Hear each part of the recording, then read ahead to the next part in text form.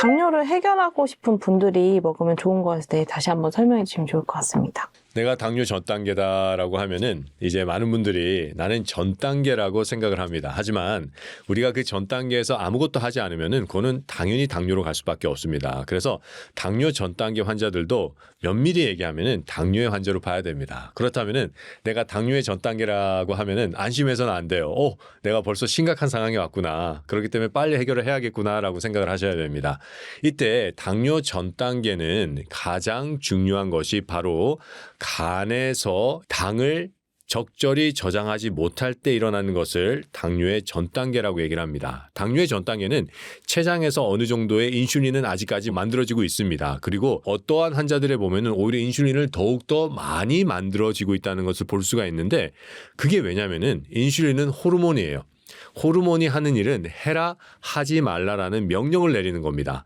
간에서 당을 가지고 우리 혈중으로 흘러보내고 우리 간에 글리코겐으로 저장을 하고 우리 근육에 저장을 해야 되는데, 이 일을 간세포의 기능 저하로 제대로 하지 못하기 때문에 인슐린이 해라라고 자꾸만 명령을 내리는 게 바로 당뇨 전 단계입니다. 그렇다면은 이때 우리는 간의 기능을 회복시키기 위해서 열심히 노력을 해야 됩니다. 그게 바로 간의 기능에 꼭 필요한 영양이 무엇인지를 알아야 됩니다. 우리가 간을 자동차라고 비유한다면은 기름, 즉 연료는 비타민 미네랄 효소입니다. 그래서 내가 당뇨 전 단계에 있다 그러면은 비타민 미네랄 효소를 대량으로 공급해서 간의 기능을 살리는 게 가장 효과적으로 당뇨 전 단계를 다시 정상으로 돌리는 방법입니다.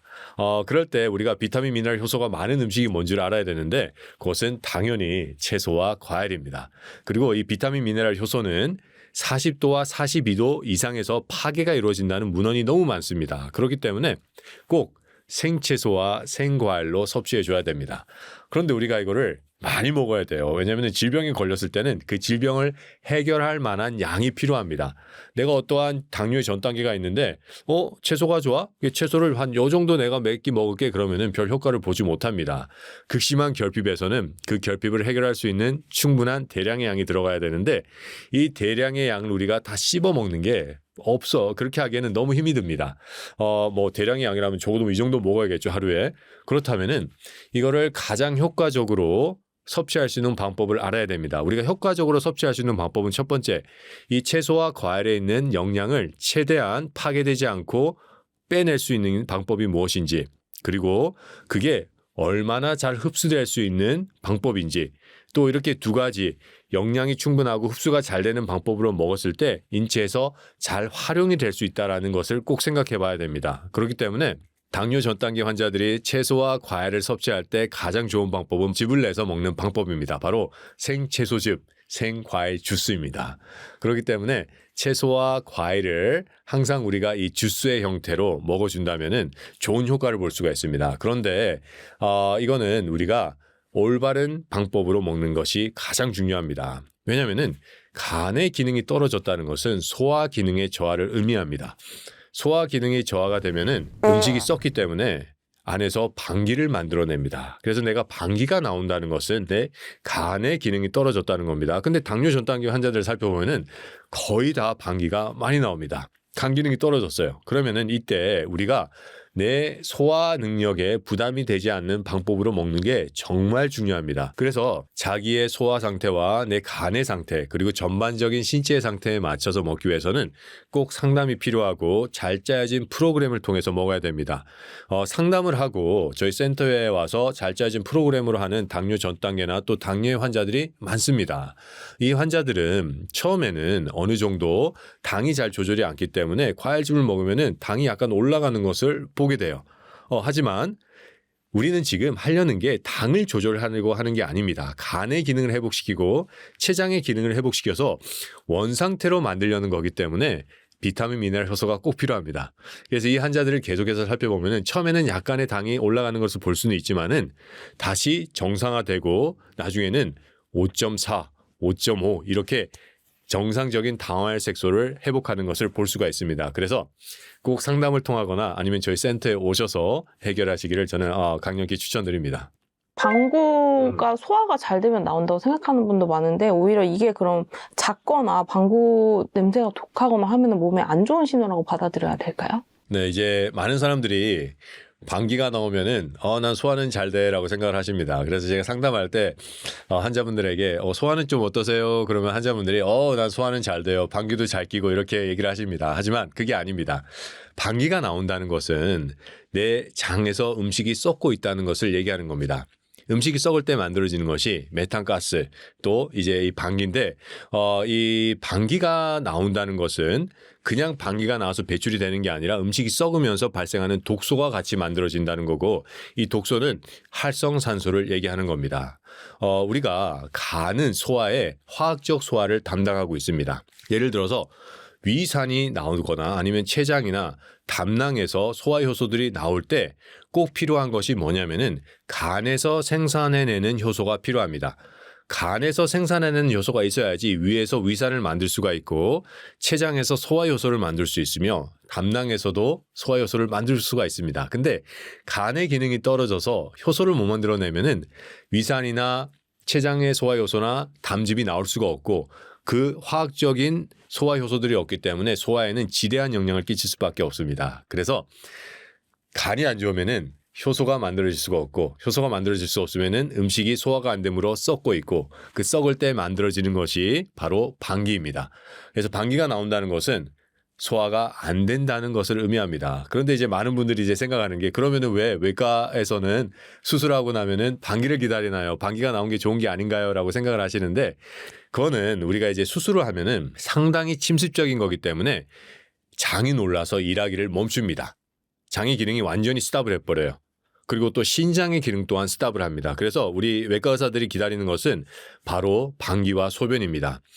다시 방귀가 나온다는 것은 내 몸이 그 수술의 침습적인 거에서부터 다시 자연적으로 회복을 해서 장이 움직이고 있다는 것을 얘기하는 겁니다. 그런데 장이 많은 스트레스를 받았기 때문에 원래는 대변이 나와야 되지만은 음식을 소화시키지 못하고 썩으면서 방귀가 배출이 되는 겁니다. 그래서 방귀는 좋은 게 아닙니다. 건강한 사람은 방귀를 끼면 안 됩니다. 채식을 할 때 단백질도 반드시 챙겨야 된다고 하셨는데 좀 채식과 함께 하기 좋은 단백질은 어떤 게 있을까요? 우리가 채소를 먹는 목적을 보면은 바로 비타민, 미네랄, 효소, 섬유질 그리고 물입니다. 이게 채소에 있는 5가지의 영양입니다. 우리가 단백질을 섭취하려고 채소를 먹진 않습니다. 물론 뭐 브로콜리 같은 채소에는 단백질도 풍부하지만은 채소의 가장 주목적은 단백질을 섭취하는 것이 아니라 비타민, 미네랄, 효소, 섬유질을 그리고 물을 섬유질과 물을 우리 몸에 공급하는 겁니다. 그렇기 때문에 채식을 할 때는 우리가 단백질을 섭취해 줄 필요가 있습니다.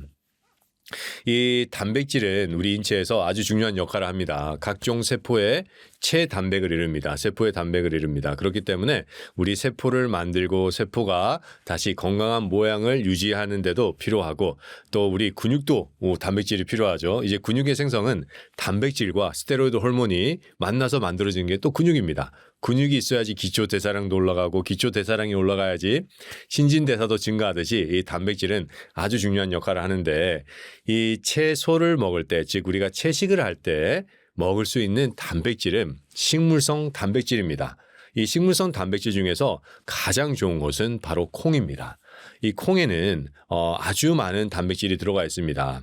그리고 이 콩에 있는 단백질과 우리가 고기에 있는 단백질을 비교해 봤을 때 절대 밀리지 않고 동일한 단백질을 공급할 수 있다는 연구들이 이제 계속 나오기 시작을 합니다. 이전에는 콩에 있는 단백질, 즉 식물성 단백질이 어느 정도 질에서 떨어진다라는 생각이 있었어요. 하지만 연구들을 살펴보면은 그거는 전혀 다릅니다. 콩과 고기에 있는 단백질은 동일합니다. 그렇기 때문에 식물성 단백질을 섭취하고 또 채식을 하는 사람들에게서는 가장 좋은 단백질의 공급원은 바로 콩입니다. 식물성 단백질이 필수 아미노산 충족이 안 된다 이런 얘기도 되게 많은데 그럼 이게 좀 최근에서 좀 업데이트가 된 편인가요? 이제 우리가 아미노산 얘기를 하면은 필수 아미노산이 있고 비필수 아미노산이 있습니다. 필수 아미노산은 인체에서 생성해내지 못하기 때문에 우리가 필수적으로 밖에서 섭취해야 된다. 그래서 필수 아미노산이라고 얘기를 하고요. 비필수 아미노산은 인체에서 생성이 되기 때문에 우리가 꼭 먹어주지 않아도 된다는 것이 비필수 아미노산입니다. 그래서 또 어떠한 잘못된 이해가 있었냐면은 고기에는 필수와 비필수가 다 들어가 있기 때문에 완벽한 단백질이다. 하지만 콩은 필수 아미노산이 다 들어가 있지 않기 때문에 아직 완벽하지 못한 단백질이라는 잘못된 이해가 있었어요. 하지만 최근에 나오는 그 더 뉴잉글랜드 저널 오브 메디슨이라는 거기에서 발표된 논문에 의하면은 콩에도 모든 필수 아미노산이 있다라고 밝히고 있습니다.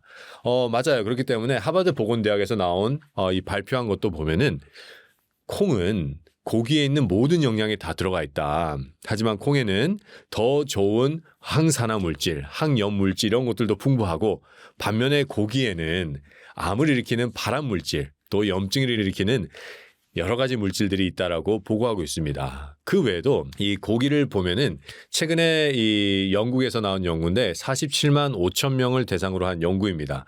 이 연구를 보면은 고기를 먹는 사람과 고기를 먹지 않는 사람을 비교해 봤을 때 고기를 먹는 사람이 최소 2배에서 많게는 수배에 달하는 암에 걸릴 확률이 높아진다라고 보고를 했습니다. 그 외에도 여러 논문이 고기는 염증을 일으킨다라고 얘기를 하기 때문에 고기가 단백질이 있는 것은 맞지만은 단백질과 독소가 같이 존재하고 콩은 단백질도 있고 필수 아미노산도 다 들어가 있고 비필수 아미노산도 있고 또 건강을 더 이롭게 만드는 물질들이 들어가 있습니다. 그렇다면은 식물성 단백질을 먹는 것이 가장 좋다는 것을 증명이 된 겁니다. 일각에서는 콩을 많이 먹으면 유방암 가능성이 높아진다 이런 얘기도 있더라고요. 이제 우리가 콩을 많이 먹으면은 유방암이 높아진다라는 얘기가 있는데 그거는 이제 콩에 있는 파이토에스트로겐이라는 성분 때문에 그렇습니다. 이 파이토에스트로겐을 우리가 이제 에스트로겐과 같이 해석을 하기 때문에 그렇게 되는 건데 그런데 우리가 여기서 자세히 살펴보면은 이 에스트로겐이란 것과 파이토에스트로겐은 다릅니다. 그리고 유방암을 일으키는 에스트로겐은 우리 인체에서 자연적으로 생산해내는 에스트로겐이 아니라 환경 호르몬이 들어왔을 때입니다. 즉 우리가 유제품이나 아니면은 다른 환경적인 우리 몸에서 생산해내지 않는 에스트로겐이 들어왔을 때 암을 일으킬 수 있는 거지 자연적인 에스트로겐, 파이토에스트로겐은 다릅니다. 이 하버드 의과대학에는 이 데나 파버라는 암 연구 병원이 있습니다. 이 병원의 연구 자료에 따르면은 암 환자들, 난소암 환자들, 유방암 환자들도 충분히 콩을 먹을 수가 있고 또 콩뿐만 아니에요. 우리가 에스트로겐이라고 생각하면은 잘 알려져 있는 과일인 석류 또한 암 환자들이 먹어도 전혀 문제가 되지 않고 오히려 더 도움이 될 수 있다라고 얘기를 하고 있습니다. 그렇기 때문에 유방암 환자나 난소암 환자분들도 콩이나 석류 이 안에 있는 천년의 에스트로겐은 충분히 먹어도 오히려 몸에 도움이 되지 해를 끼치진 않습니다.